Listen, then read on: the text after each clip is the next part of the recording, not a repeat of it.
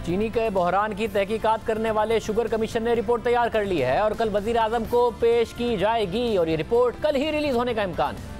वजीर इत्तलात शिबली फराज पहले ही कह चुके हैं कि रिपोर्ट ईद से पहले जारी की जाएगी। कमीशन को पहले 25 अप्रैल तक की मोहलत दी गई, फिर उसके बाद कमीशन को 3 हफ्तों की मोहलत मिली और अब ये मोहलत भी ख़त्म हो गई है, जिसके बाद ये रिपोर्ट सामने आने का इम्कान है। ज़राए के मुताबिक कमीशन ने रिपोर्ट तैयार कर ली है और इस रिपोर्ट की एग्जीक्यूटिव समरी 150 से ज़ायद सफ़हात पर मुश्तमिल है और इसके कई वॉल्यूम्स हैं। 4000 से ज़ायद दस्तावेज़ात भी इस रिपोर्ट का हिस्सा हैं।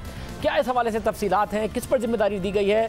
जाहिद गिशकोरी हमारे साथ मौजूद हैं। जाहिद, क्या ज़राए बताते हैं जो 3 अरब की सब्सिडी पंजाब हुकूमत ने दे दी, हालांकि वफाकी हुकूमत ने सब्सिडी से मना किया था, उसका क्या तयन किया गया है जिम्मेदारी का और किस किस बात का तयन किया गया? जो हमें ज़रा से पता चला है कि कमीशन ने 2 महीने 3 दिन लगाए हैं इस तफसीली रिपोर्ट को तैयार करने के लिए। उसके जो चीदा नकाद हमने अपने सोर्सेज से हासिल किए हैं, तो मैं आपको बता सकता हूं कि कई लोग ऐसे हैं, या तो ये हुकूमत का हिस्सा हैं या पिछली हुकूमत का हिस्सा थे, उनके लिए ये रिपोर्ट एक बमशेल से कम नहीं है।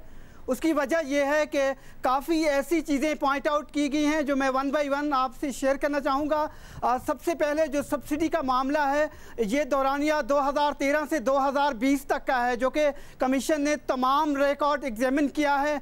कल लगभग 24 अरब रुपए की मुख्तलिफ सूबाई हुकूमतों और वफाक की तरफ से शुगर मिल मालिकान को इस 7 साल में सब्सिडी दी गई है। कमीशन का ये ख्याल है, जब उन्होंने इसका ऑडिट किया है, तो ये सब्सिडी उन किसानों तक नहीं पहुंची, बल्कि तमाम तर फ़ायदा इन शुगर मिल मालिकान को ही हुआ और कमीशन चाहता है कि इस पर तहकीकात होनी चाहिए। कमीशन की ये फाइंडिंग्स हैं जो हमें ज़रा से पता चला है कि कम से कम 33 अरब रुपए की टैक्स एवेजन की गई है मुबैना तौर पर इस केस में। तो सबसे ज़्यादा अहम रोल जो एफपीआर का नज़र आ रहा है, उसको इन्वेस्टिगेशन देने की सिफारिश की गई है। सिंध के चीफ मिनिस्टर मुराद अली शाह का एक बड़ा पूरा एक आधा वॉल्यूम है, इस पर डिस्कशन की गई है। सबसे पहले इसका role as a finance minister सूबा सिंध में था, सब्सिडी देने के हवाले से बिलखसूस ओमनी ग्रुप को सब्सिडीज़ गई हैं। इसके अलावा वो दोबारा चीफ मिनिस्टर बने उसी टर्म में 2018 में, उस पर भी एक बातचीत की गई है।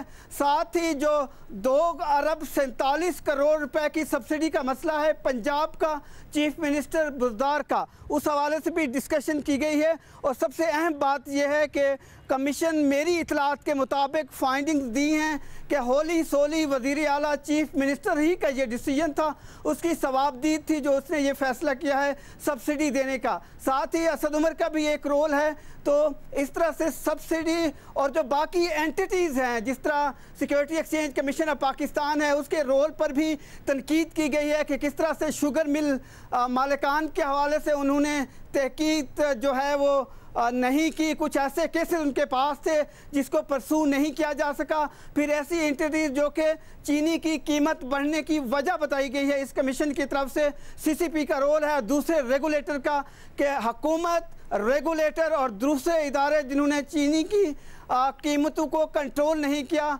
वो तमाम तर कलेक्टिवली उस पर रिस्पांसिबिलिटी फिक्स की गई है। बहुत शुक्रिया आज़ाद गिशकोरी, तफसीलात बता रहे थे। देखते हैं वज़ीर आज़म इस हवाले से क्या फ़ैसला करेंगे जब इस रिपोर्ट के मंदरजात सामने आते हैं।